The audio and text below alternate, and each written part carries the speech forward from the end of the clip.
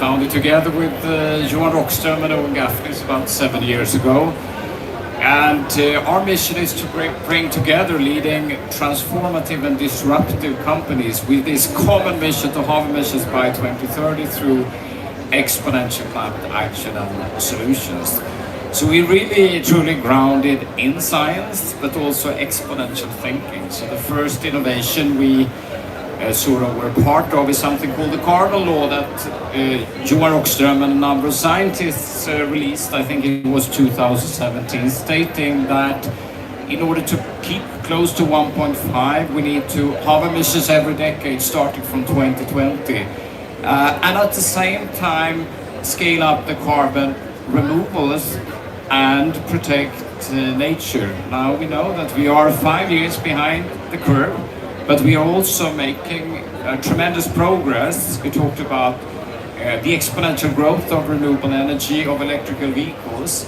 So we have a very strong signs that we might be close to tipping the overall curve downwards. But I would say that this makes it even more important to put the focus on starting to radically, exponentially scale up carbon removals now. Because the previous perception was that at net zero for companies, well, then you should actually counterbalance your residual, which could be 5%, 10%, whatever, or a threshold defined. That is not sufficient. So we need a high number of companies to actually starting to set targets from today. Yeah, absolutely. Yeah, and so let's get into the guide. Again, please download this here. Even people online can hopefully see it, or just Google the Removals Action Guide. But let's get into like what it actually is. What's the what's the goal of it, and what are the sort of the main pieces of it? Yes. So the idea is that we have a number of ongoing initiatives and standards in SBTi and ISO and so on. So it's really important from our perspective to have a foot. We have people inside the standardization, but that we actually would like to provide some guidance for companies to be able to start already now. So that has been the thinking behind the guide. We're also focusing on simplicity wherever it's possible, to keep it sharp, simple and in a number of steps, and also that it's based on some of the best experience from existing companies.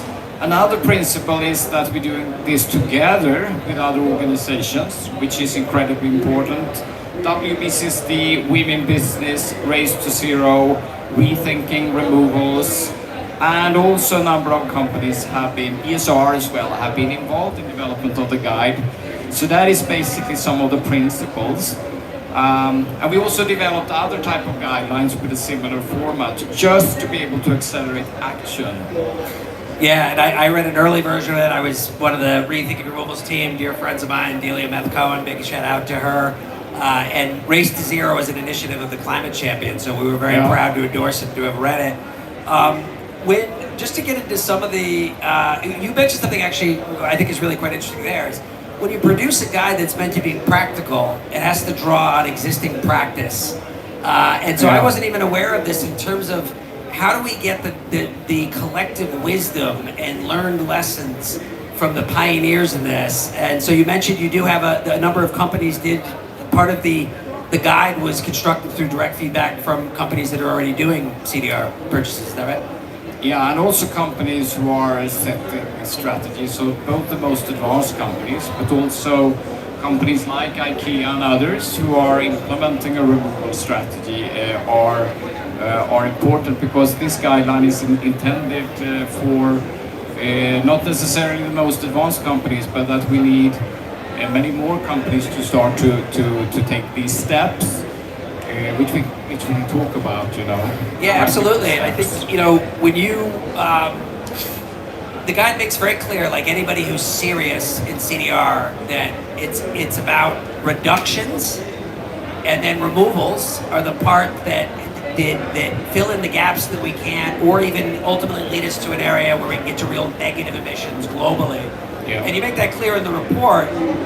But the other thing that's made clear in the report that I think a lot of companies think if their frame of reference is 2050, that's when we need it, we can wait. But it's clear that you need it now. It's important that companies out this right now in a 2025, 2026 perspective. Why is that, or how do you express it in the guide?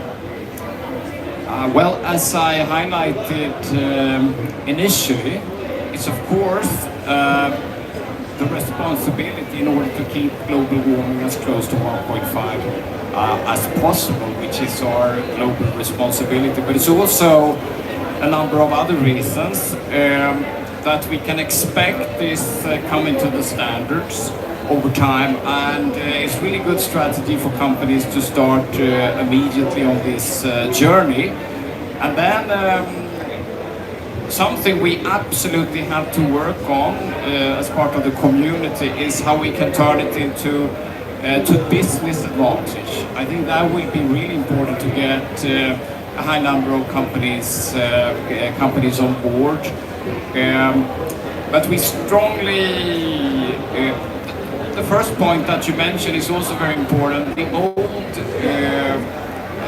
The old narrative of offsetting is of course out. It's really important that this is not an excuse not to do the mitigations. We always start with that. You need to have your trajectory to decarbonize your value chain and to set an additional target for scaling up carbon removals.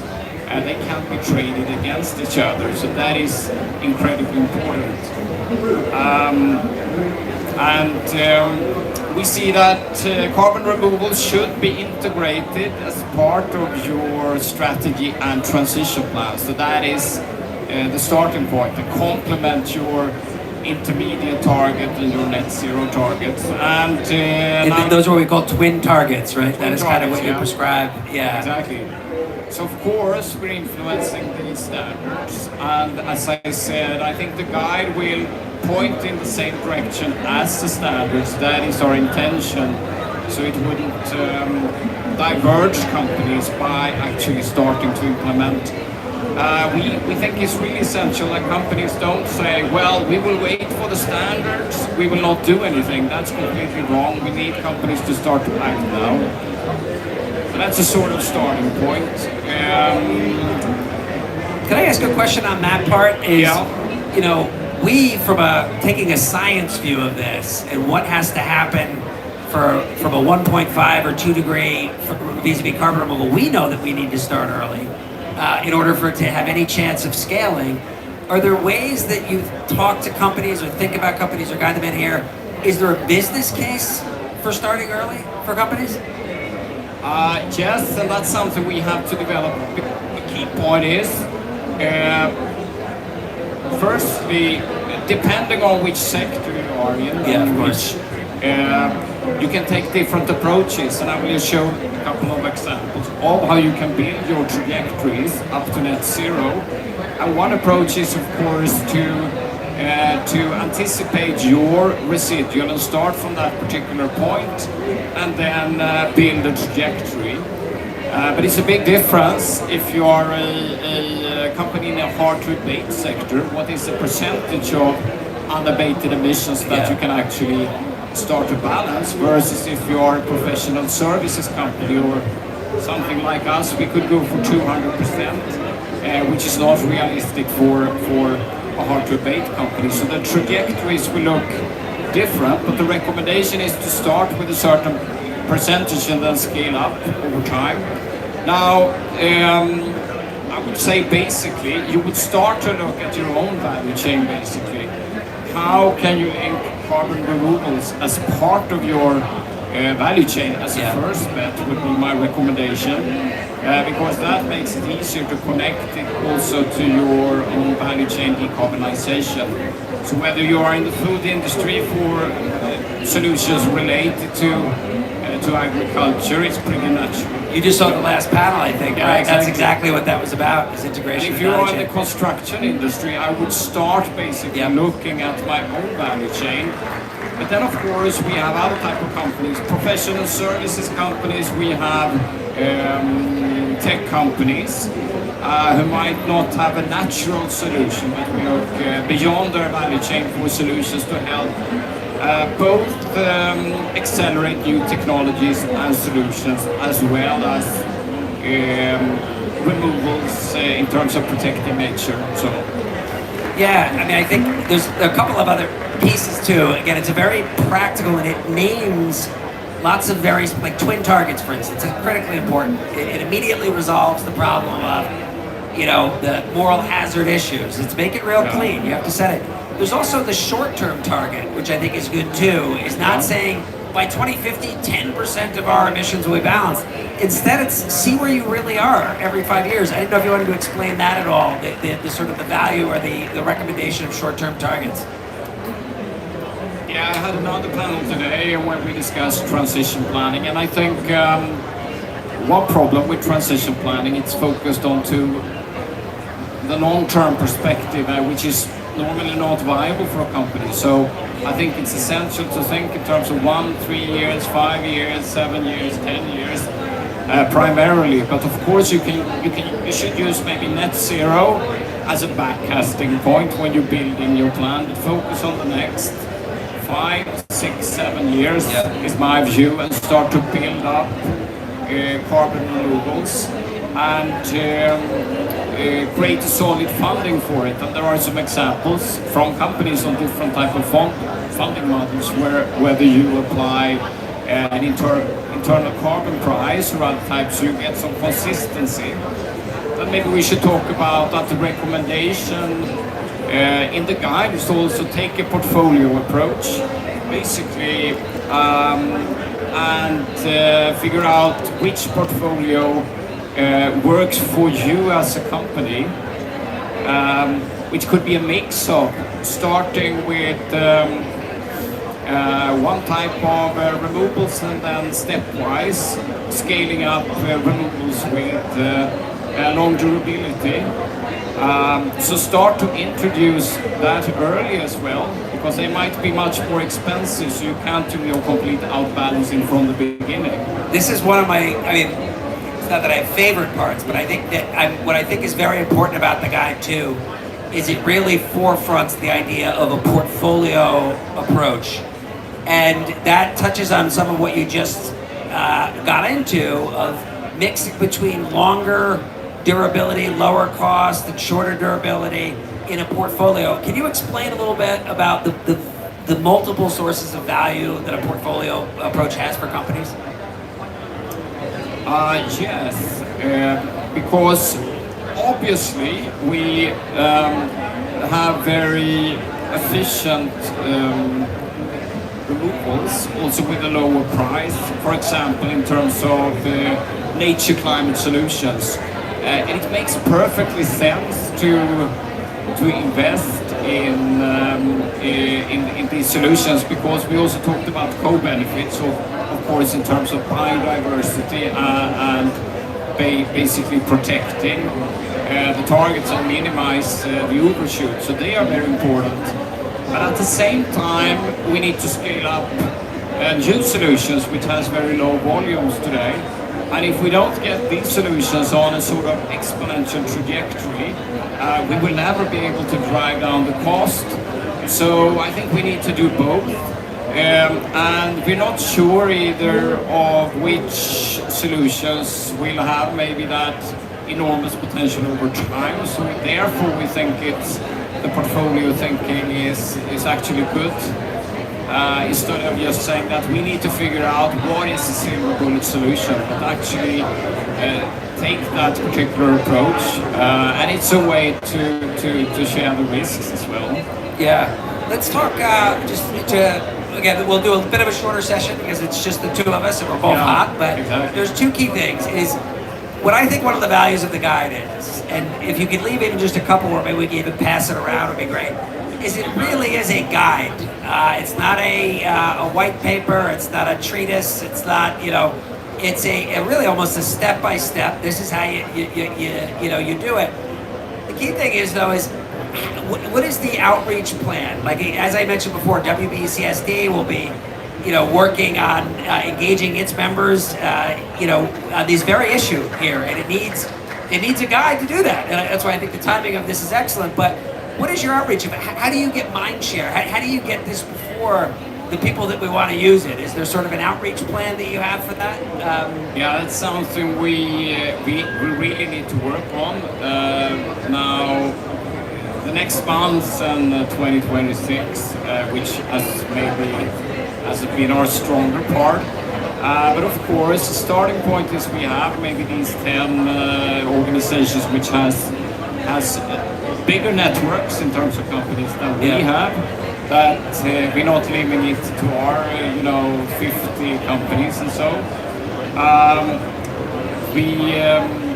We should put a plan in place, and we have to do that. As far as I see it, so that's what we want, what we will do. There is also, I think, the opportunity we look into how we can digitalize it completely. So you can do what? Digitalize okay, it as an idea, of course, and apply AI. So you can think about any company.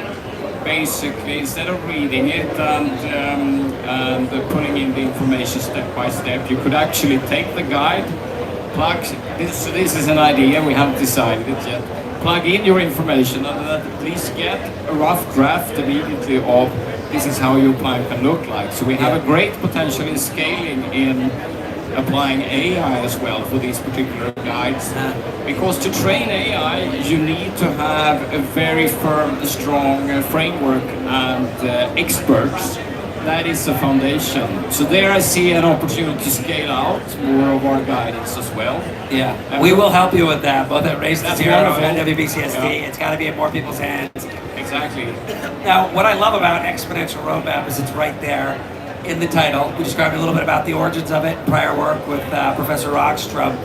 We need exponential growth for carbon dioxide removal, and this initiative that what we're talking about today is parked in, that is that has been published here at COP30 as part of the action agenda, really focuses on that 3 to 5 year. We have a goal for CDR by 2030 that we want to focus people's attention on.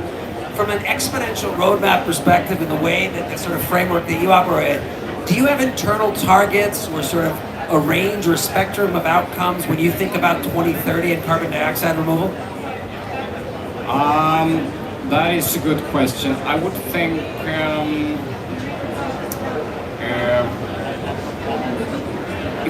if we talk about exponential, how that works, it follows an S-curve, whether it's electric, it's renewable energy, as we talked about, or it's mobile phones or it's iPhones. It's follow that trajectory, and it's really important to understand how that works, basically. So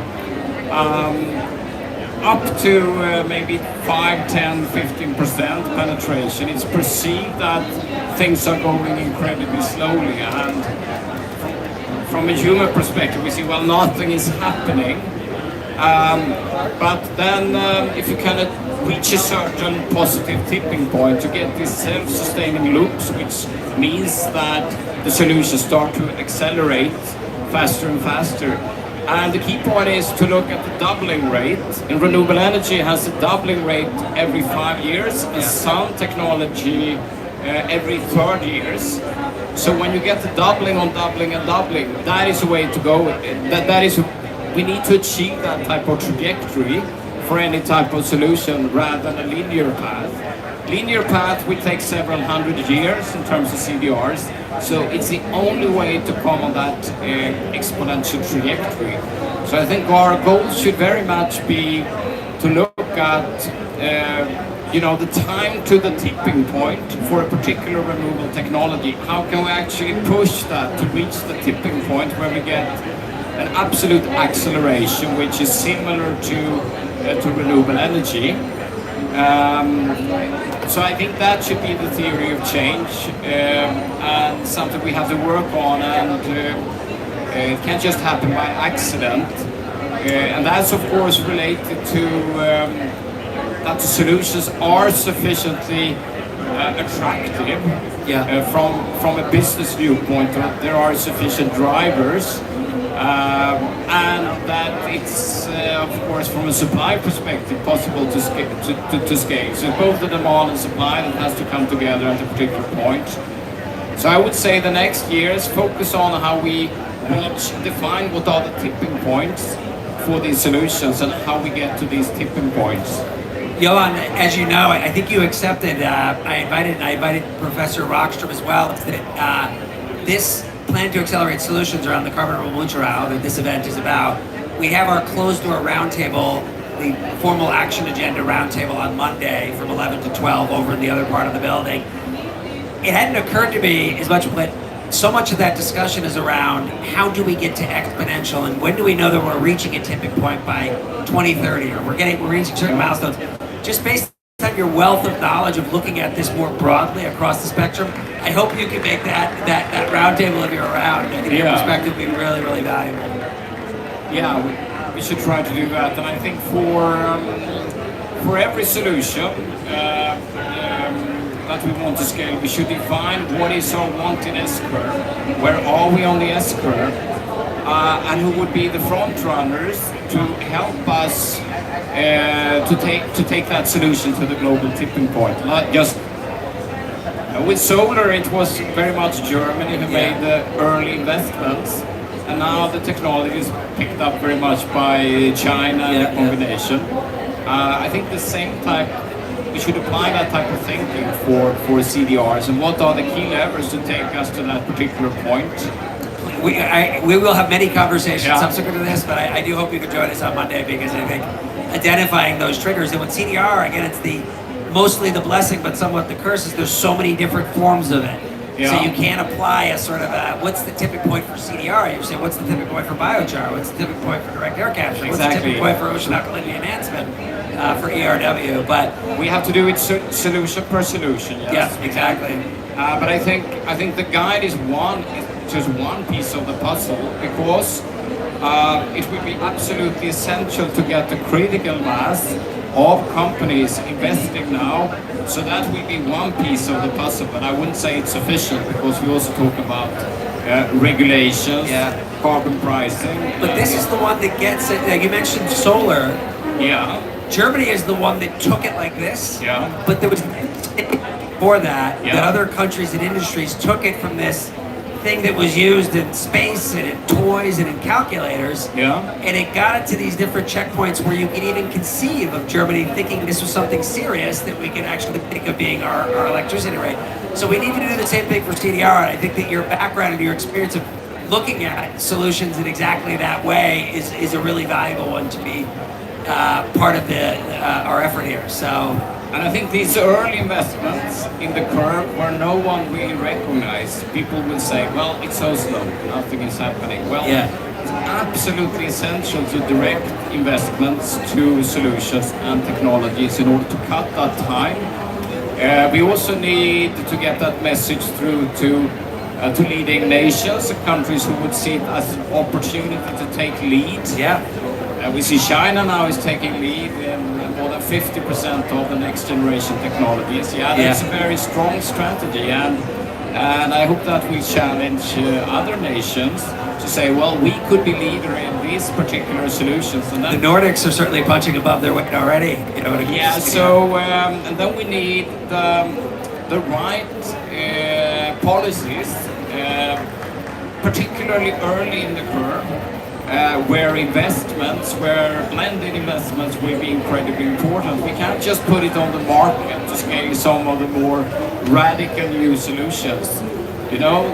Internet, mobile telephony, everything has been related to a combination of public investments combined with corporate investments. We wouldn't have anything of that unless we had actually canalized a lot of strong R&D and investments on a national level. So I think that's incredibly important. And more turn it into what I call the race to the top instead of sharing of burdens. Not just say, well, companies need to set NDCs in order to do their part. Yeah, that's absolutely correct. But it's more compelling to say how will countries set goals in terms of winning the next generation solutions, which is shifting out the fossil economy, and carbon removals is one part of that. So setting positive targets on market share of these solutions. So I think it's important now to find which are the leading nations who will go in the front line, which are the leading companies go in the front line and specifically focus on them having to work together and don't think about the We have to really talk about the bigger picture of Yeah. this initiative, because everything you're saying, that's exactly the whole Okay. premise. Leading countries to both connect with the countries that are just behind them. That's accelerants, you know, they're not operating in isolation. Well, Johan, we can wrap it up right now, but I really want to thank you not just for joining us today, but for the contributions you've really made, you know, across the board on climate and with the exponential vision. Really, kudos to you. So, folks, if you could give Johan a round of applause, that would be great. Thank you so much. Thank you very much. Really It's so appreciate great to it. be here. Yeah, we'll talk Thanks later. for your work. Thank you very much. So what we will do, we're a little bit ahead of schedule. We're going to take a 5-minute break before our final panel. And so I'll step up for the people who are at home. Hang tight there. If you see empty chairs here, we will be back shortly. In about 5 minutes. So we'll start our panel a little bit early on this one. But yeah, we'll be back in about 5 minutes. Hey, David, how you doing?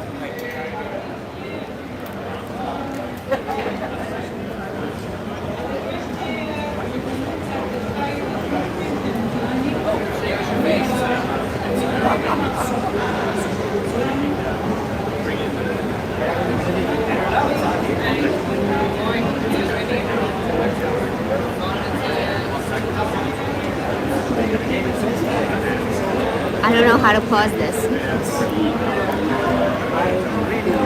I do not know how to. Well, yeah, but it will stop. It will stop the stream, and I have to do another link, which I will do, I guess. I cannot.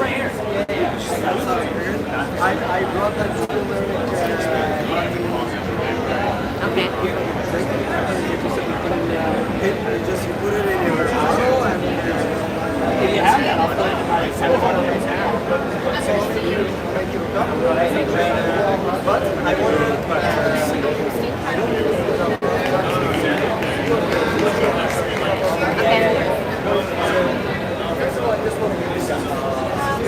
carbon power system. This is the first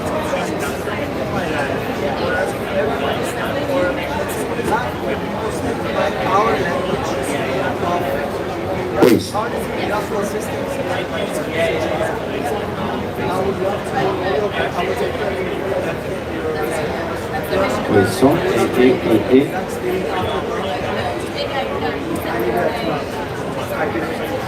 But we did a session that's called just with Chris how do you change the organization of how do you industrial systems our whole company was built bottom up, looking at the different industries and where we can, create the most impact. And I very much I would not also where we can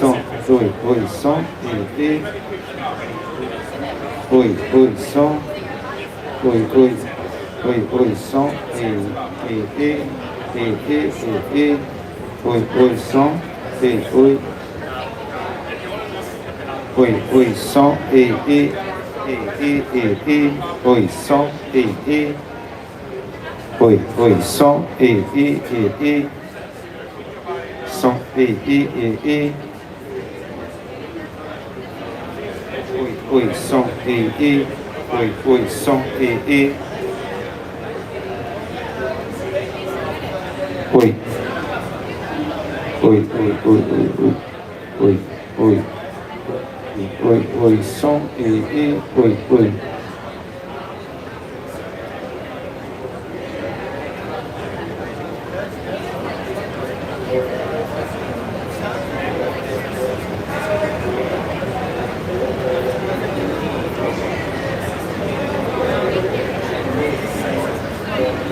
Som, oi,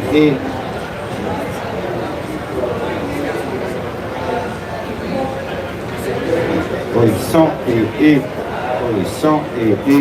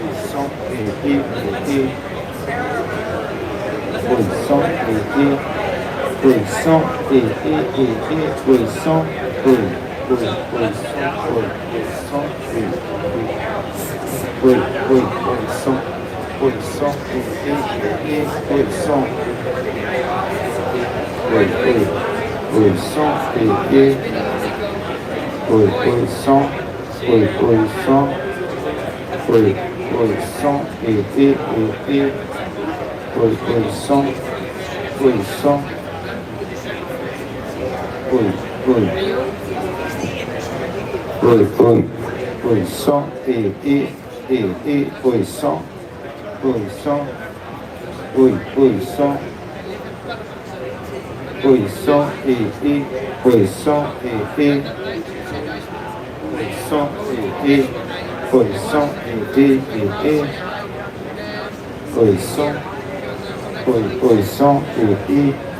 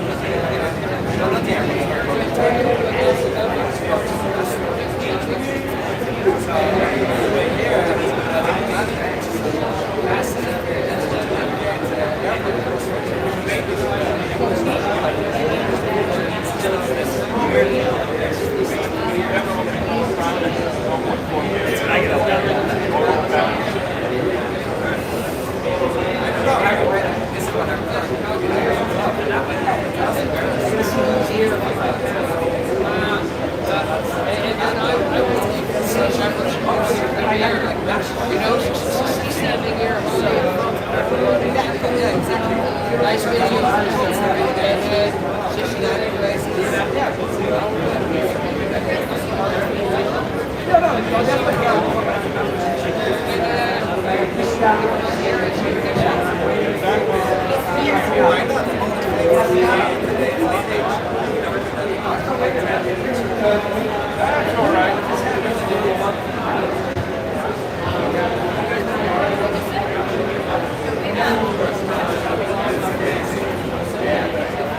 I don't know, somehow I find it next to them, like spirited away. Intensity of it. I don't know. That's the way I don't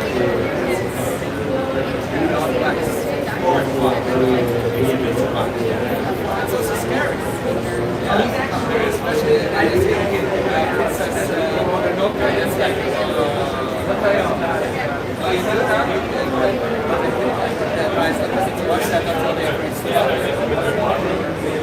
one side.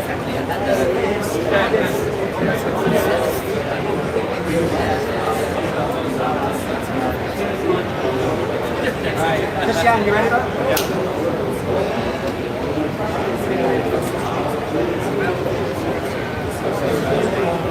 Oh, we need one more chair.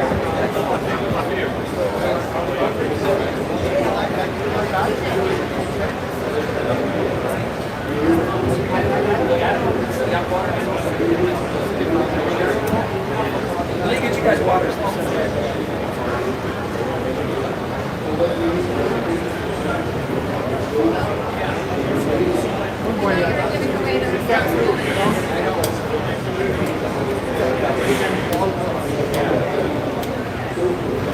Hey, Chris.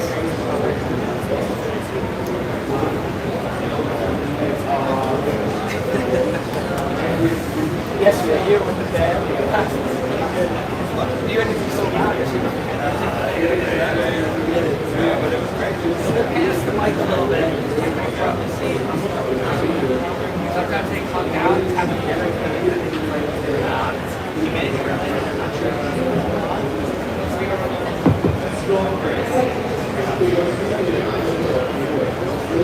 How is your voice holding up? It's always this way.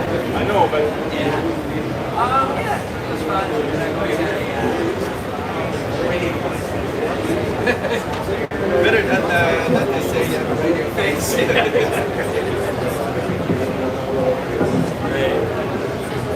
So, Christine, I'm just going to go in this order here. That's cool. Let's have you go first. Are we on? Are we on right now? Okay. All right. So, third panel, 2 plenaries, the marathon. This is the final stretch here, but in some ways I think this is just one that when it came together this way, I was so excited to do it because I think these kinds of just show and tell, talking about, you know, what are the specific things that if we do it, and maybe we'll let it know could be the key to like step changes, right? And so what this panel is about for the final one, as you can see in the title here, is we've invited some of the most interesting, smart, creative, and they're not alone, it's a field full of them. People that are working on models or ideas that could be, as I just described, things that start to unlock and get us to a position where we can begin to scale more or resolve barriers, basically to carbon dioxide removal. It's quite a mix by design, a potpourri. There's always a thread between all of these, but they're actually quite different. Some of them are really novel ideas, and some of them are about how do we leverage existing things. And so what I'm getting excited, what we're going to do for this format, I said 20 minutes kind of arbitrarily, it depends on when we run out of things to talk about. But the idea is each of the folks that are sitting here on the table are going to introduce themselves in a second. They're going to just describe a big idea that they see as impactful, either something that they're working on or aspiring to, and they're going to describe a little bit up front about why that is, what's the kind of impact that it will make, and then we're going to have a conversation here where people kind of, almost like a crit, give sort of back and forth and questions, and that includes people in the audience as well, okay? So what I'll do is we're just going to go ahead and do introductions here down the line. Hey, Marcus, down the line, starting in order. Astip, you want to introduce yourself? Hello. Yeah, it's working. Thank you, Chris. I'm Ashok Awast and I'm the CEO of Carbon Removal India Alliance PR, which you can say is like the NEP in India. Asita, can you hold it a little closer here? It's an industry platform, but it covers all the novel pathways. It's not for biochar or for enhanced rock weathering alone, but everything which comes under novel and tech-based CDR. So there are companies like Marty Carbon, you all know, and many other X Prize finalists are members of CRIA, and we do policy advocacy, create information and data, do convening, and basically try to create a greater awareness and traction and demand to grow CDR faster in India, leveraging co-benefits, which I'm going to talk about. Yeah, so what is your big idea? Do you want to tease it for us? Just say the name of it, we'll get to you. Okay, I thought it's coming in the next round. So the big idea is essentially monetizing the co-benefits. First of all, not call them co-benefits, they are the core benefits, particularly in the context of smallholder farmers and countries like India in the global south, where carbon removal, even though it is part of IPCC's agenda, will come a little later because there is a long way to go for India to decarbonize in the first place. But if we talk about the role... Asita, we'll get into the specifics of it, but just naming it, we'll have you go up in a second. We'll just do the quick introduction. It is monetizing the co-benefit, the way, find a way so that the companies can make business out of co-benefits, which can make their business more viable, which can reach out to many smallholder farmers, which can be supported by government in a big way, and that incidentally will do carbon removal. I'm talking about biochar and rock weathering in particular. All right, fantastic. So just introduction and just in a phrase, what's your big idea? Good morning, I'm Christine Hannigan. I'm the Executive Vice President for A little bit closer, Christine, sorry, the noise. Carbon Origination at the American Forest Foundation. We are a US-based forest carbon developer for smallholders, in particular smallholder landowners. And our big idea is the Permanence Trust to bring durability equity to all credit types. Excellent, thank you. David, my friend. David Unger from the 1.5 family from Houston, Texas. And first and foremost, thank you for putting a panel together which removes the silos and the tribalism of this industry. And we are a diverse group, and that's very good because this is the most important idea. As I told you when we spoke about our big ideas, that we have a lot of small ideas. But one of them, I think, for demand creation, how we can link CDRs to products. So product link CDR, very cool idea. And Christian, my good friend and constant partner. My name is Christian Geverzadot. I'm the founder and executive director of the City CDR Initiative, a global alliance of cities and partners focused on embedding CDR in the built environment. Now, the big idea is that we can transform our cities into massive carbon sinks or gigantic carbon removal operations. We'll speak about that in a moment. And I've worked very closely with Christian on that effort, big urban CDR guy as well. Chris is an ally. So what the ground rules is too highfalutin of a term here for everybody. What we're going to do is just really kind of share these ideas in a little bit more depth, one in a row, and then we're going to talk about them, and that includes anybody in the audience. If you have a question, this is a tiny little room here, and we're just going to go in the order up here. I was apologizing to David. I don't know why he's vanished, but you can see him very clear here in real life. And I'm going to move first to Christine, and just to set this up, Christine, I didn't know anything about this idea you're about to describe until I met your colleague Nathan Truitt in Brussels for a meeting around carbon markets. And I was like, whoa, because it really is a really, really interesting idea that I think could be hugely important in a lot of ways. So why don't you tell us about it? Great, thank you. One last thing I'll say. It really is important to hold it really close here. I'm going to actually start, Chris, I appreciate the opportunity, but I'm going to start by saying how we fell into the idea, because I think that gives a little bit more context too. So as I mentioned, I work for the American Forest Foundation, and our organization is focused on two things. Number one, conservation impact, it's a nonprofit, but number two, supporting and empowering smallholders and land stewardship. And in the US in particular, 40% of the nation's forests are owned by these smallholders. So their collective impact, we realize, could be really tremendous. I think, Chris, this morning you, as an English speaker, were teaching me Portuguese, which I think maybe The only is a word I know. dangerous thing. But you talked about Mutirão, hopefully I said that right.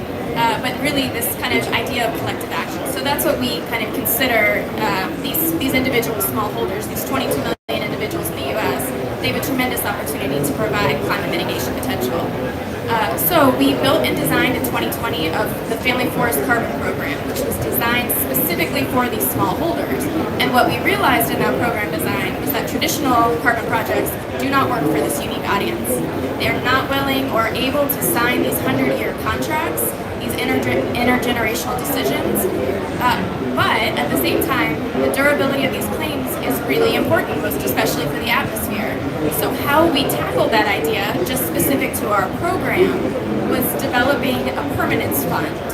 And this concept of the permanence fund enabled us to sign 20-year contracts with individual landowners, which was much more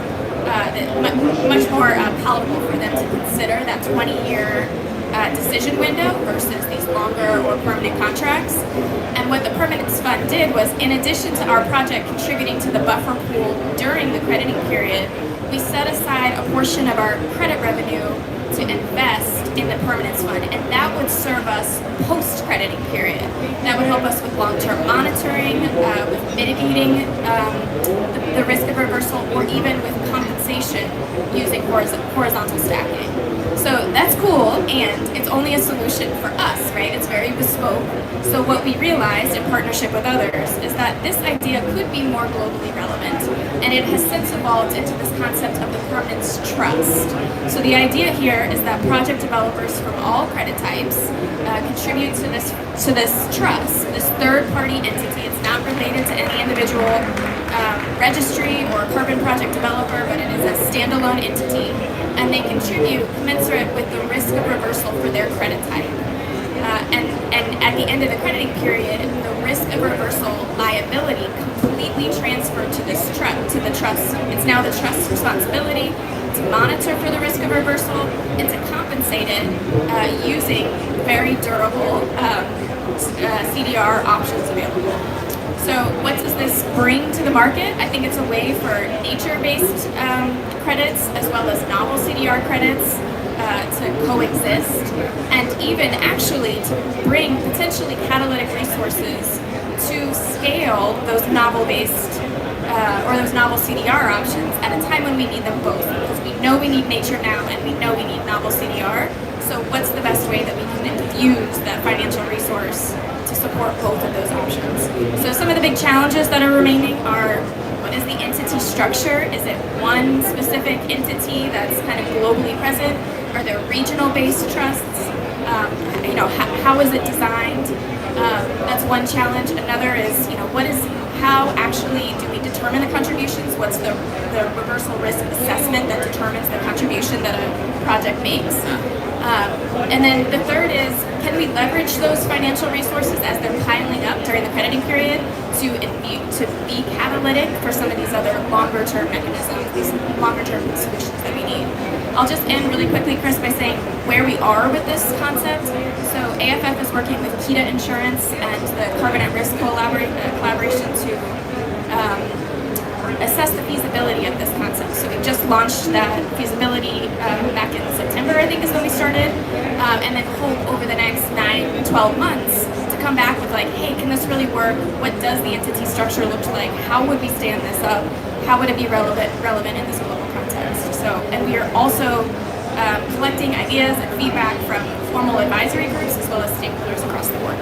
I think it's so cool. I mean, as a shorthand for this, I know it's not exactly that. I just have two remarks that I'm dying to hear from others here on this, but it's almost like kind of thinking of like novel forms of CDR as almost like a buffer pool potentially for forests and more nature-based. Not exactly, but is that a good frame of reference, do you think, when you think about this?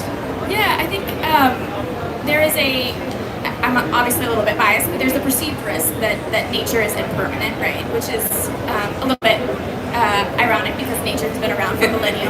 However, the risk is still there, and so instead of fighting over it, we should just manage for it and address it. And I really think that this is an option. So it is absolutely a backstop. There are options with a buffer pool during the crediting period, and then after the crediting period, be a tremendous financial resource available for mitigation, for one, but also for compensation using some of these novel CDR technologies, which will be on board, 10 or at least at a higher, at a more available scale, right, in 10, 20 years. And that resource will be available. Yeah, and I'll just say one other thing, and then again, any remarks that we have, your thoughts. I think it's really important to point out too, is anybody who's in the CDR world knows that there's this divide, which I hate, this idea of nature versus technology. But it's not just an aesthetic thing. It is for some people, as we know. But it's disruptive to have these. And a lot of times when we talk about bridging that gap, we talk about it kind of on the political, diplomatic, let's play nice. That's not durable, to use a word. We need to have ways where these complete each other. When we look at nature and tech, they come together and you bundle them together. They each do different things for each other and they give a better product. Is that the way you're seeing it as well, coming from the nature side? Yes, absolutely. And I think I really do think it's a way to leverage nature as a way to invest in novel CDR. Because you talked this morning, one of your keynote speakers talks about 98% growth in that, or I forget exactly what the stat was, right? It was only lithium batteries have had this. That was just mind-blowing, right? And we need money now to do that. Yeah. So I think it's a way for nature and novel to work together, and you put both of them on the table, you use them right away, you maximize the impact as fast as possible. Absolutely. Anybody have any comments or thoughts? I am interested, David, in yours, because you're kind of on that other side. You work a lot on DAC and, geological storage. Yes, one of the things I always trying to say. A little closer, David. Sorry, it is. Okay, so one of the things I always trying to highlight that tribalism is very dangerous, and sometimes a long-term durable engineered solution can be the risk mitigating tool for a nature-based project. And not just the credit itself, but as the market gets more sophisticated, a plant capacity option could be a risk that I have a project, I know in 2030 I will have a delivery, I feel I have a risk. Well, if I fail, I don't buy a removal, the immediate removal, but I buy a capacity option for the future tank or other engineered plant, which is very measurable, very safe. That's why I'm glad you mentioned Kita. They are really the innovators of the insurance side. Yeah. But I think it's really, really important to try to do this together. The other thing which I see is really important, which you can see in some of our websites, we feel we need to have a removal portfolio standard. We worked in Brussels 3-4 years ago talking about it, if you remember. Because otherwise, if we're not going to put it into a portfolio, the price point is too high. And we don't need one technology to succeed, we need all of it to succeed. So if you have a RPS, removal portfolio standard, where you require, based on durability as you suggested, or other different technologies and solutions to be part of it, then you give more than one solution a chance to thrive.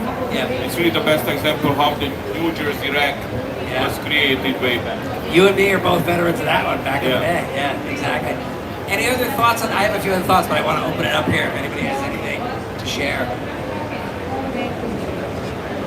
Yeah, I was just thinking that, in a way, if I understand that correctly, the idea is that the, let's say, more durable storage versions of carbon removal become a backstop insurance against any kind of reversal risks.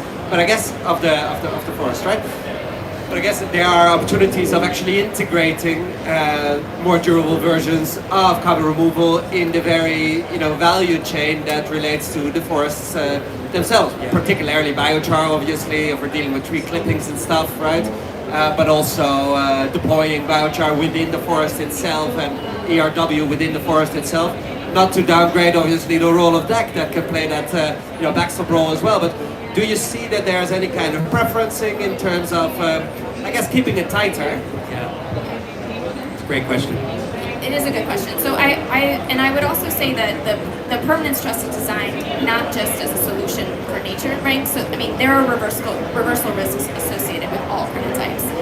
Some are larger than others, so all can kind of participate in this. all different credit types can participate in this idea, and it's a backstop for everything, right? And one would expect that some of these, like DAX, geologic storage, some of these ones where we really do believe that they're going to last permanently, truly permanently, those would be the ideal ways to compensate for any reversal that was experienced at the time of reversal. So yeah, your other question on is there a preference? No, I mean it's as long as it's not like in a buffer pool where you're pulling out a credit to compensate for a credit. So the permanence trust is actually financial resources. At the moment that you experience a reversal, you've got the money to then go buy whatever's on the market, which is going to be more innovative than where we are today because we've already seen how it's evolved over the last decade. So you can buy a credit in 2050 to compensate for the reversal that you experienced at that time after the crediting period. Can I just 2 points to make? One, I'm not at liberty to say, but I have learned that exactly such a project is underway that is forestry and ERW, a pretty significant one, is likely to happen in the near term that are co-located. And you could see from a desirability perspective that there might be a preference among that. But the other thing I will say, which we talked about this a little bit before, I think that the model you have is fantastic as is, but my preference slightly, which when we look at we need to catalyze these novel solutions. So we need money in hand right now. And I'm not a risk expert or anything like that, but could you do it rather where it's put in a trust and then triggered once a reversal happens?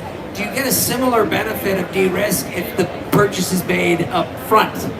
That you already have that sort of backstop that's there. So first to Christina, I'm curious to hear your thoughts. Because that would help with our scaling. Right. I think that would be ideal if we could.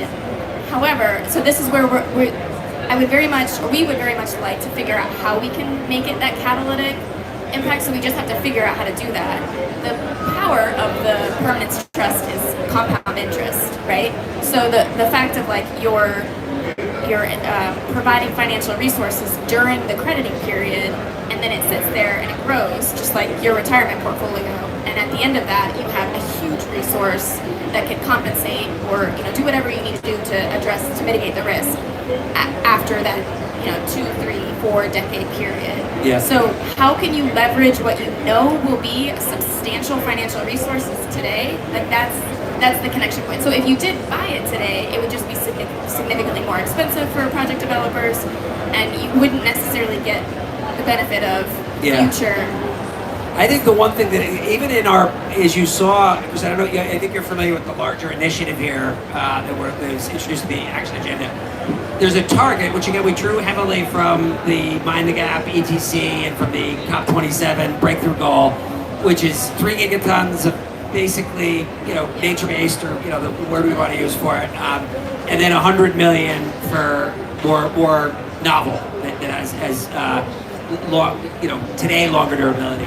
So it's already good proportions in a way. So over the next 5 years, so it's from a scaling perspective for the novel CDR, just even getting, if it's tied proportionally to that bigger one, and it wouldn't really be too disruptive on the cost side for you guys, for all of us here, but you know what I mean? So it's like sometimes a small amount, as long as it's consistent, then that helps us in terms of getting to that next stage. So that's my only thought on that.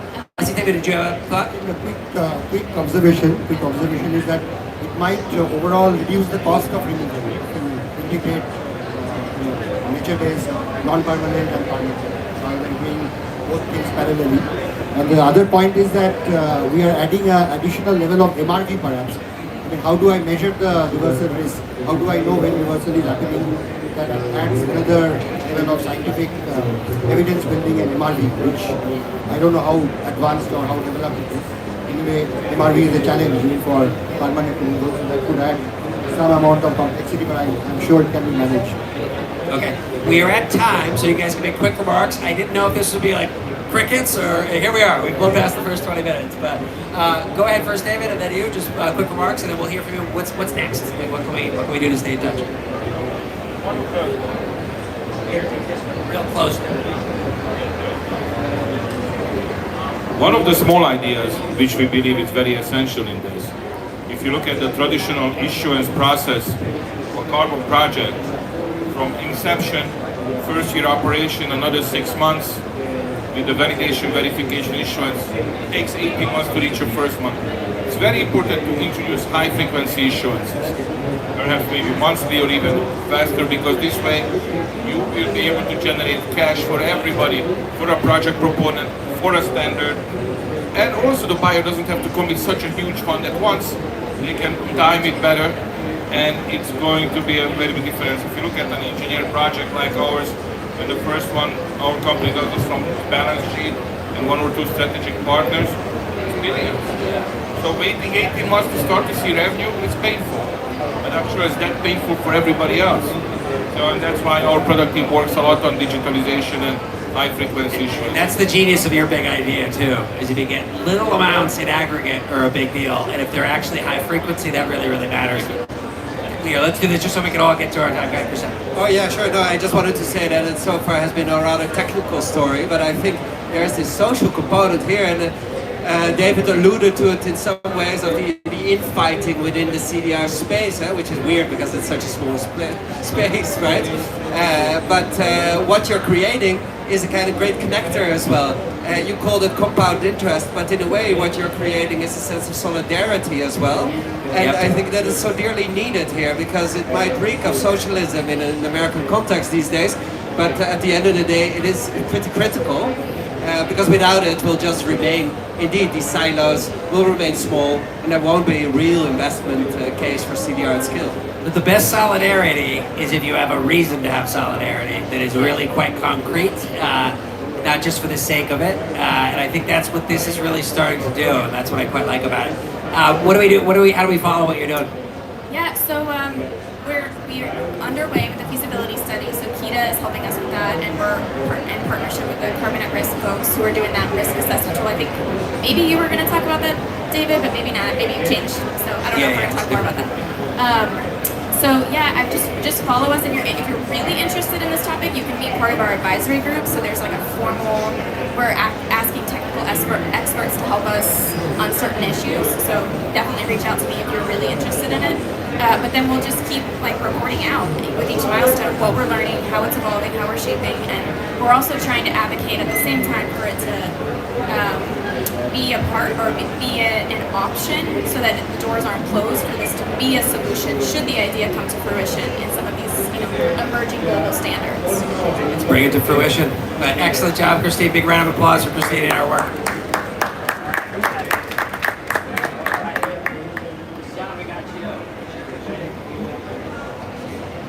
What's your big idea? Well, so I mentioned that early on when I presented the big idea, which is to turn cities into gigantic carbon sinks, becoming nodes in a global carbon removal architecture. Now, this is pretty novel stuff for most of the city officials that we've engaged. In fact, under the City CDR initiative, we're now working with 20 cities around the globe, and they want to do this, but they want to do this because they want to support innovation or to balance their residual emissions, or for X, Y, and Z reasons.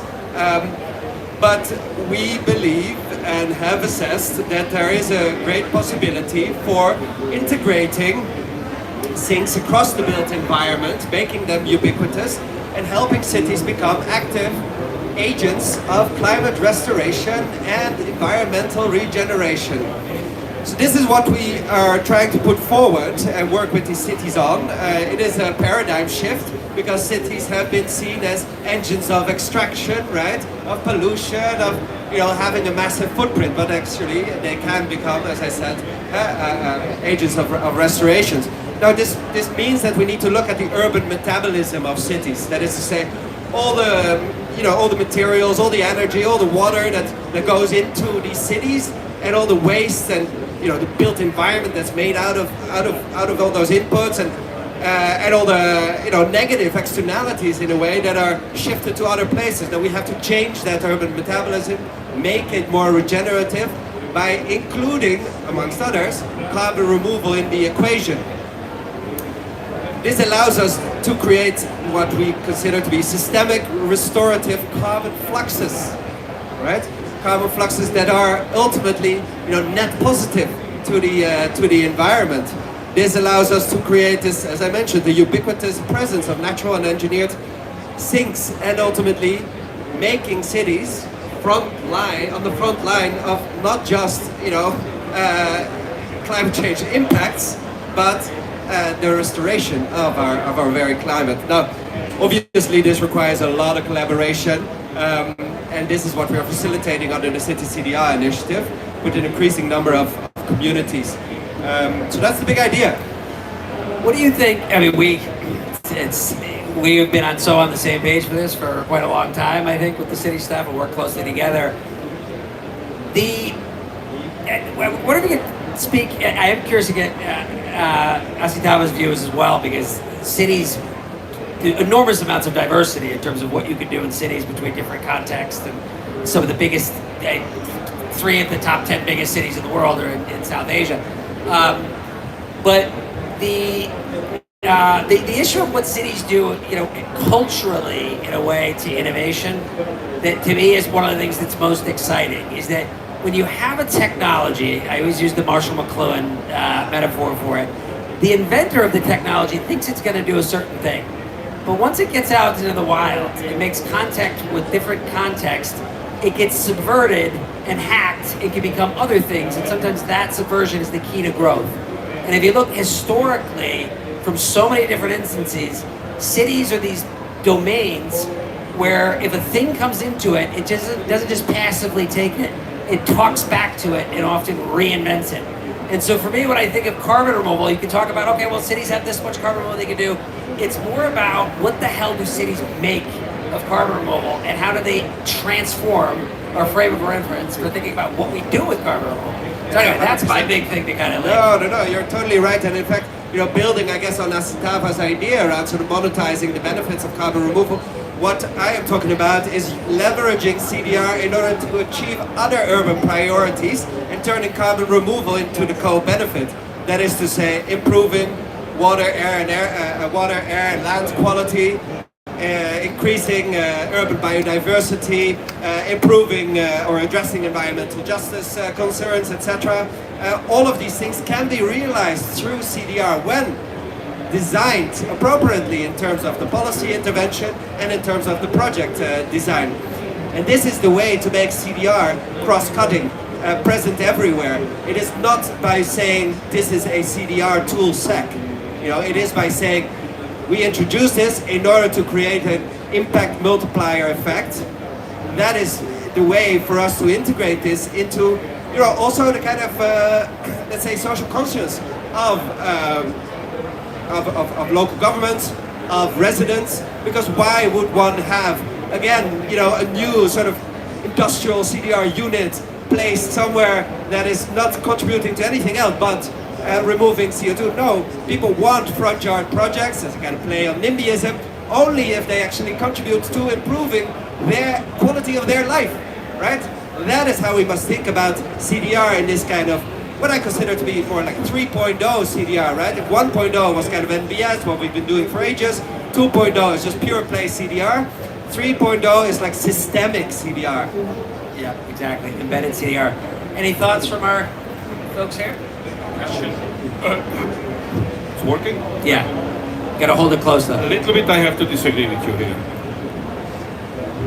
You're passing 2.0. The 2.0 was just assembled, put on the runway, and he's trying to take off, but he's not even flying it. So I don't think it's possible to step over it. And I think with municipalities and cities, we have to remember another thing. They're not what? Municipalities or cities actually giant consumers, so they can write policies and demand products, services to be measured by the carbon intensity. In one of the previous companies I worked, I introduced a procurement rule. If the price is equal, we have to look at what the carbon intensity of the product we are buying to make the proper judgment. And these type of policies in cities must be encouraged, because that will drive down carbon intensity of a city. Because yes, it's one of the most complex environment we have are our urban centers, so we have to do it. But And I think if a project just delivers removal in large scale, it's doing a very good service for everyone. Of course, I'm not disagreeing with the fact that there's a role for massive DAC units, but certainly not within cities itself, right? Because there's no place in that. These are dense places. Now, cities may have some money that they can use to procure credits, but first and foremost, they will advance sinks within the boundary of their various cities. They don't have the money, really. Cities are poor, right? And so the whole carbon credit conversation is of a secondary nature when looked at through the lens of local governments. I'm not saying that 3.0 is about sort of, taking away, let's say, it's like EVs, right? Does that mean that we need to get away with all the, let's say, combustion engines that run on biofuels? No, of course not. We should continue innovating on that front as well. But for cities, this is not the winning game, right? We have a question here. I know Asantava, you had your hand up as well. One frame of reference real quick. Solar, as you know, we couldn't even contemplate utility scale solar unless there was first markets that were done on a smaller level, and that opened up bigger. But anyway, I'm going to shut up because there's too many other questions here, so you go first. Thanks, Christian. Can you tell us what a carbon sink at an urban level looks like in concrete terms? What does it mean? There's trees growing on top of the buildings? Or what does that literally look like?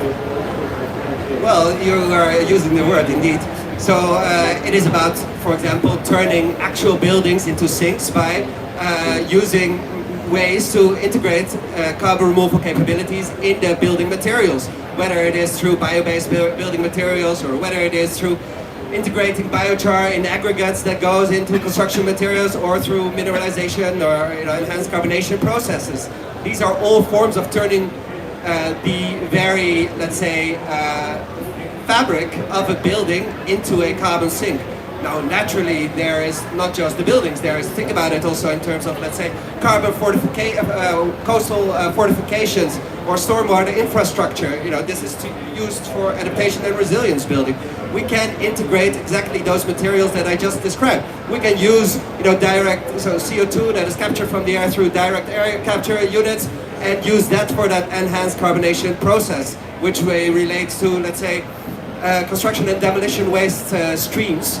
And so we also prevent, further waste. So these become these kind of integrated approaches that go beyond just establishing carbon sinks, but take a kind of systemic idea with a kind of multiple impacts that are realized by virtue of leveraging CDR. We are. The clock is ticking here. So, Asantava, what I'm going to do is I'm going to go. This will be a transition. If you want to make a comment on that, but then let's get into yours because I definitely want to make sure we do it. To save time, yes. So the quick comment is that I'm very familiar with Christian's project, but we couldn't get a single Indian city so far. Even though the top 10 will have 3 Indian cities. And I think 2 issues. I think the government may not have the capacity, and anyway they have staff shortage, and some cities do not have budget shortage, but some have. So I think this will succeed, in my opinion, when we might be able to get government out of this so that they neither have to invest nor have to remove carbon. Let's say there is a lot of municipal solid waste which the municipal corporation produces and they do not know what to do about it.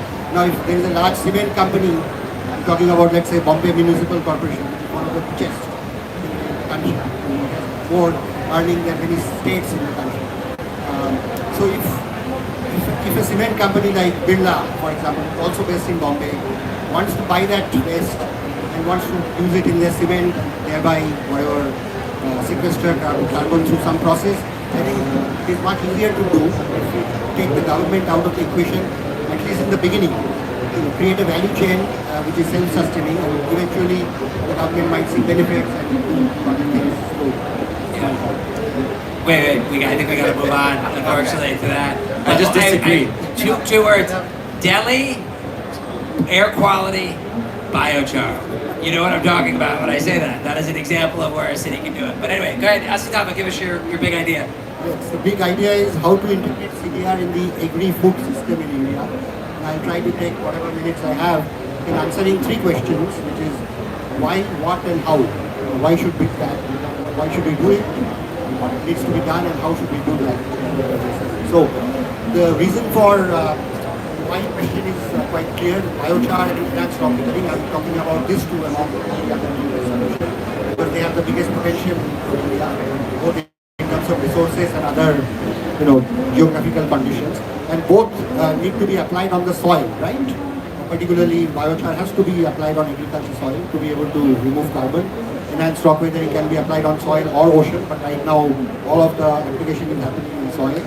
So there is a direct connection anyway in the value chain for these two CDR technologies with agriculture, right? So that's understood. Now, why India is because it's an agrarian economy. 50% of the population is dependent on agriculture. It's a very sensitive vote bank for the government, and there are 120 million smallholder farmers. I don't know how many you have in the US. If you said 40% is smallholder, these are huge numbers, right? There are 180 million metric tons of extra biomass available after biomass is used for cooking purpose and feedstock and livestock feeding purpose. 180 million extra available, 10 hectares of agricultural land that is can be applied. Now, so the benefits of application of biochar-based fertilizer is quite well known. The benefit of application of ERW on the soil is very well known.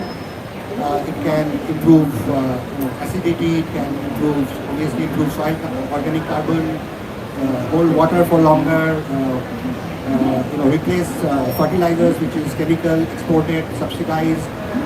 Air pollution is a separate topic. I'm not getting there, but the open burning of biomass is a big reason for air pollution in northern India every year. So instead of open burning, some alternative uses of biomass such as biochar can be done that can also reduce air pollution. And if I look at scaling from pilot scales, which is already happening to gigaton or megaton or whatever scale that we are talking about, India has the potential. India has the potential of removing 0.4 gigaton of carbon through biochar, 0.5 through ERW, based on whatever calculation that we have done. It's a humongous potential. About 10% of global supply can be done. It's like a outsourcing model, like all the IT work is done in India for most of the global 500 companies. India could be a supply hub or a sourcing hub for Microsoft and others eventually to purchase offset credit of low cost but high quality, right? So that's the story. But how do we go to that scale? Currently the developers are struggling because capital is small, and the biggest problem is there is no biochar or rock weathering or CDR policy. Okay? So how do I get this game? And in a country like India, maybe anywhere in the world, there are two ways scale can happen. When the big daddy, the government comes and supports it through incentive, through acknowledgement, to put it as a policy priority. And that sometimes happens when any large corporate gives a push, saying that I want to put $5 billion in this business, I want these 5 things, give me cheap land, cheap electricity, blah, blah, blah, and then I'm going to do it. But right now there is no big business which is getting there. Why? Because biochar as an agricultural input or biochar-based fertilizer as an agricultural input is not specified anywhere in the government's agri-input policy. Most agri-inputs have a approval and licensing system to ensure that quality is assured.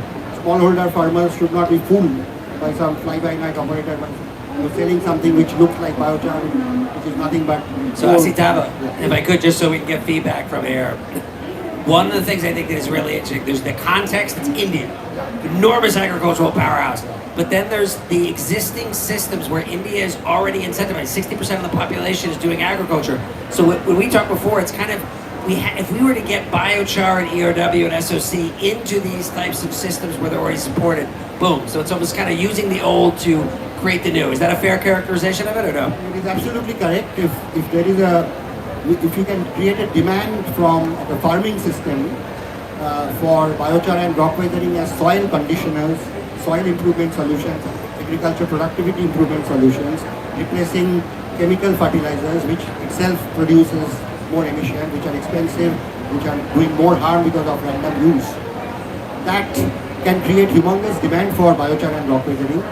Then the game will shift from small startups like X or Y or Z, which are struggling to survive, to big agribusiness companies which are already there. They're doing billions of dollars of business of fertilizer, agrochemical, seeds, irrigation equipment, blah blah blah. So if they see that potential, then there'll be a lot of investment made, and this can get into and then the removal will happen as a byproduct. Exactly. It's a different story. Nobody is interested in saying I will make $5 billion of investment just for the sake of carbon removal. Whether the government is saying that, nor any private sector is saying that, because there are many other things to do in the first place. Yeah. India has to grow and decarbonize. India will not just stop growth and industrialization at the to make UNFCCC happy, right? There is a balance that has to be created. But these are live issues.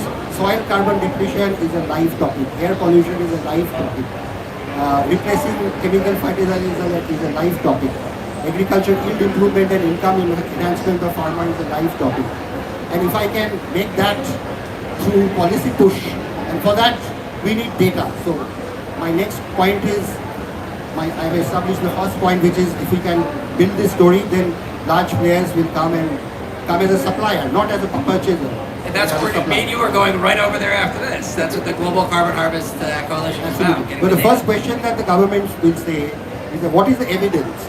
The evidence from Asikawa Sen or the evidence from Mati Carbon or the evidence of Mashmex can be seen as biased.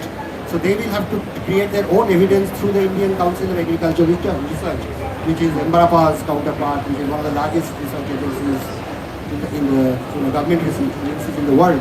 And Priya has already made the first move by investing some of our money and some of our partners to do a small pilot in 2 locations, 2 different agroclimatic locations on 4 crops, 2 seasons, where 7 of our member companies are supplying rock dust and biochar to be applied by ICAR, not by them, but by ICAR, which is the most credible party that you can get in their own university campuses.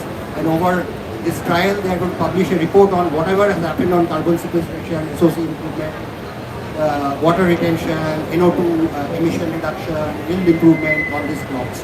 And I believe that this would be the first step for further investment in government, first establishing their own confidence on it, and then promoting it, advising farmers to use rock dust and biochar-based fertilizer at large scale, and give some incentives, which we call it market development assistance for a new product. The farmer needs some evaluation assistance, and over a period of time, it will be a completely market-driven economy where farmers will demand it, large companies will supply it, and carbon removal will happen.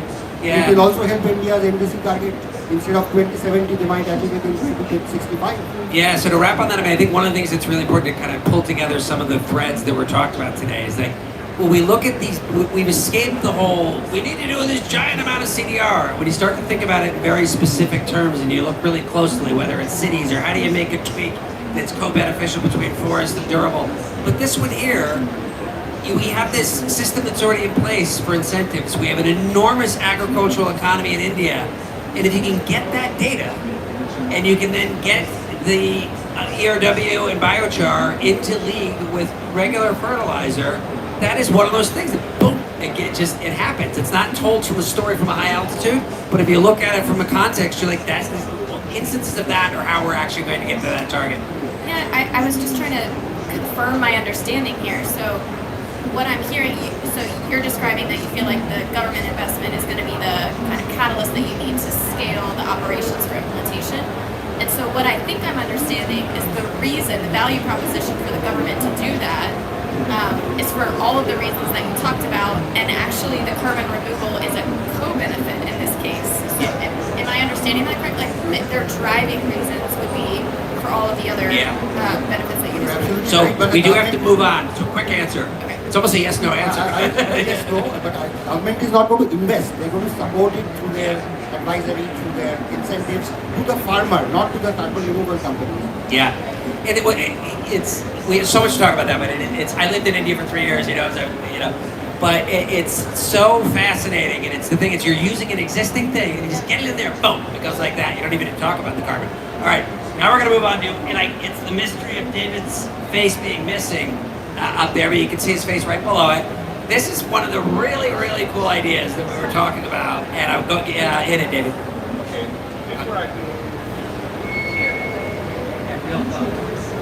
Before I get to the idea, I want to give you guys a little scene setting. 1.5, the company I'm associated with is developing the largest deck plant today. It's going to have about a capacity of 500,000 tons. But in order to enable a financial closing and kick off the construction, we had to have a sales team who was started to selling the future attributes at a much earlier stage. Today, if you look at the market, 70% is Microsoft. I have to lift my hat to our team because in our case it's 30%, 34% Microsoft. The rest is a very diverse. And we are constantly trying to see how we can create new demand. This is my 25th cup. I always listen to about demand, but I don't see much action when it comes to it, how you empower people to incentivize people to buy more. One of the most obvious thing for me was to try to link mainly products and services, which we see already, to removals and make a much more sustainable product available. And we were desperately looking for the companies who had that belief. Another thing which I think is really important, when you speak the very key decarbonized steel, decarbonized cement or any other things, it's not really resonates very well for an average person. Exactly. But when an organization like the Liverpool Football Club shows up and says, we want to do something about it, trust me, people will pay attention. And not just in the United Kingdom, it's a global brand. And it was and if I think about one of the pioneers of climate change, he wrote a very good book about, to make people understand climate change, James Atkins, Climate Change for Football Fans. That was an excellent title for a book.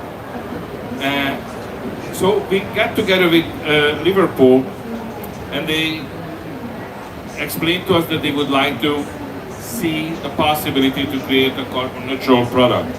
Luckily, one of our companies inside the 1.5 family called Carbon Finance Lab developed a carbon sync, a software which enables you to track the carbon intensity of a product throughout the supply chain. And we showed this to Liverpool. They liked it. They picked jerseys, which are Liverpool FC, not the city of Liverpool. Yes, Liverpool Football Club. And they picked a jersey, which is a special anniversary jersey, which is very dear for the fan base. And they produced it from a completely recycled material. We tracked the carbon intensity of the entire process, and it came to about 1.7 kilogram of CO2 per jersey. If it's my jersey, it's a little bit more. If it's a child jersey, it's a little bit less, but average is about 1.74 kilogram. And we linked it with our very long-term durable carbon credits, and we created the first product which sold out. And now the football club is trying to expand it to all their other products as well. So I find this exciting, but I truly believe that this can be duplicated with food, with many services, and this is how we can create the demand, what enables investors to start to develop projects before that compliance market, the compliance market we all hope for will kick in. Because the success is going to be depending on the next 5-6 years, how many they can start with in order to get to that 2050 growth. One of your earliest panelists made a reference, we need to produce a growth similar to the iPhone trajectory. And you know, the iPhone is $1,000. Some of these plants, not just our tech, but some of the other tech we've seen here, are billions. So we need that demand. I love this idea, and I can't believe it, you only brought it to my attention last week. I didn't know about this previously. This was an idea. I was on a call with the New York State, who I'm from New York, we're both New Yorkers. Back in the day, Richard Kaufman was talking to Klaus Lochner, you know, the grandfather of direct air capture. He talked about this idea about 8 years ago, but it gives that example of small is big. And if you focus on the big only, it seems like a thing like, how the hell are we going to do that? But if you break it up into little high frequency pieces, you start to get the flows, and that's what you're talking about, right? Give you a very interesting example. Carbon Sync, this software that we developed, one of the first company who applied it to its product was a coffee company who makes this little capsule similar to Nespresso. Well, guess what? From a DEC unit, a DEC instrument, It's 4 cents per cup of coffee to make it carbon neutral. Well, if you start to make it with milk, it gets a bit more complicated. So for nice black coffee, it's about 4 cents. And this is how you can make an expensive proposition affordable. So just a question, how do you finance the production? Just going back to the Jersey example, how do you finance the production of Jersey, the making the new Jersey? Is it through the credits combined with the individual consumers paying more for that? No, I mean, it's very interesting when you only need to use about 1.74 kilograms of CO2 to make carbon neutral, it's maybe $1, around $1 additional cost to the Jersey. And thanks God the Liverpool fans are very dedicated, so they're willing to buy those jerseys. But I think you can find a lot of products. The fans picked up the cost entirely. Yeah, but it's By a the way- small cost. Yeah, That's by the the way, thing. if you Slice want it a up. jersey, you can read it off the jersey or the journey what that piece of garment went through.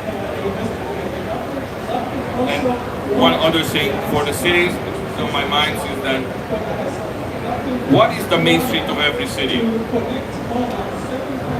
I guess it depends on the country. No, every major city. It's runway, where the plane lands and take off, because that's what shows how successful the city is. And always remember that. All right. Yeah. So, but besides that, it's an interesting concept that you're trying to, in a way, democratize as well. CDR, you're trying to bring it into, on the one hand, I understand that it's originally a growth model, but on the other hand, it's a way of building social legitimacy. You're bringing, CDR into the living rooms of everyday peoples, and the same the way that I described this idea of front yard projects, making stuff tangible, making stuff relatable, making it, connecting it up to the everyday life of citizens is the only way to secure social legitimacy for carbon removal at scale, given the massive amount of public intervention and money that is ultimately also going to be needed, right? I mean, remember, therefore I said it's very important that the procurement power of municipalities to be mobilized. And when I started this and I did my first transaction around 2000 and CDM came about, you try to explain to average person, oh, we are doing these CDM things. They looked like you were speaking a different language. They did not even understand you. Paris really had bring in the SDGs and so on. You start to bring it much closer than the Kyoto process, which was much further distant. And it's very important to bring it to the living room. That's the way we're going to appreciate it.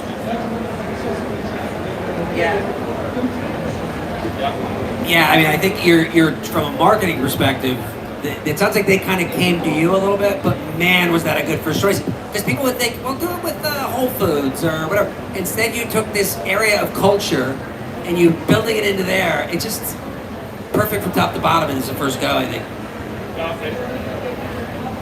It was really our sales team who was like a Rubik's Cube, was twisting it to coming up with it.